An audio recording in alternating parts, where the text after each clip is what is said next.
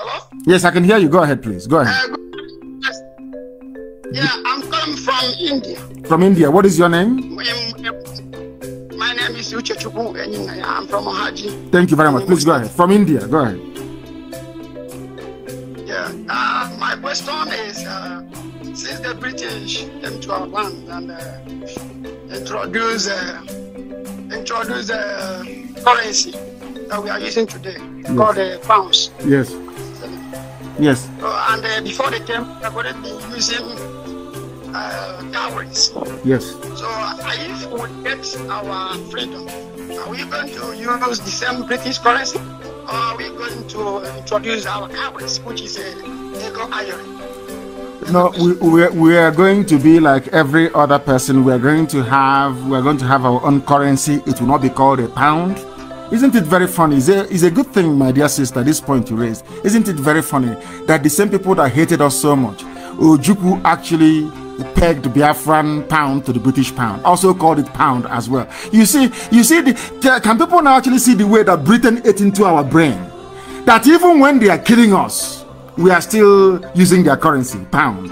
Unbelievable. That is to show the type of people we are. We are open-minded. Why Britain hates us is their business. Why Britain despises us is entirely up to them. I don't know. Now, to answer your question, we are going to go back to having our own currency. It won't be called pound.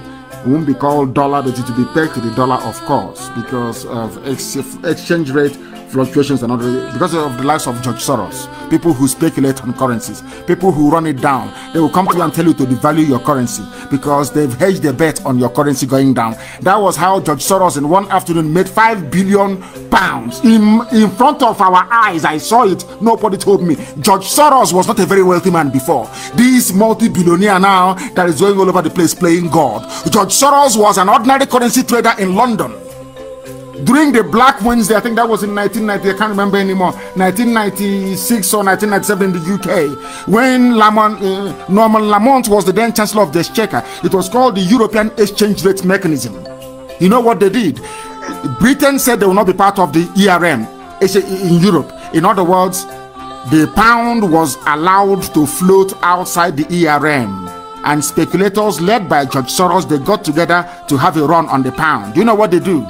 Currency speculators is ordinary gambling. Gambling.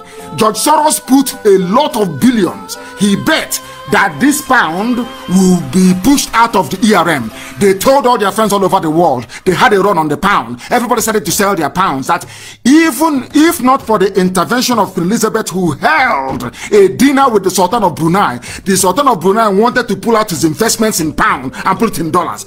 The Queen invited him for dinner, had dinner with him and convinced him to leave his investments in pounds. That was what saved the pound. The pound was run out of the ERM.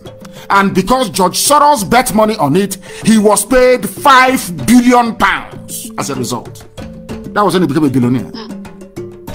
Now listen to me very carefully. What we are going to do is this. We are going to have our own currency, but it's not going to be based on paper. We will try to minimize paper. The world has moved on. There are cashless transactions. Everybody will have their own card with which to make payments. All over the world, people are moving to cashless. Nobody carries cash anymore, but our own currency will be called Ejemma, which is the currency of the Asians. Our own currency will be called Ejemma, which is the currency of the Asians.